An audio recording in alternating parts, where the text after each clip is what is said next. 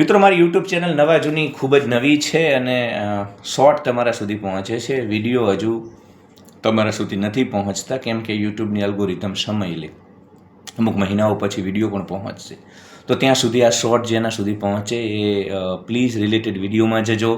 ત્યાં મેં પીટી જાડેજાની ધરપકડ ઉપર આખો વિડીયો બનાવ્યો છે. આપણે ચર્ચા કરી છે કે કોઈને પૂજા અર્ચના કરવાથી રોકવા નિશ્ચિત એની ટીકા થવી જોઈએ, પરંતુ સાથે સાથે આપણે ચર્ચા કરી છે ખૂબ 15-20 મિનિટના વિડીયોમાં કે પીટી જાડેજા એવડા મોટા અપરાધી નથી, એવડા મોટા અસામાજિક તત્વ નથી કે એમની પર પાસા લગાડવા પડે, એમને શનિવારે કે શુક્રવારે રાતે સાબરમતી જેલ મોકલવા પડે.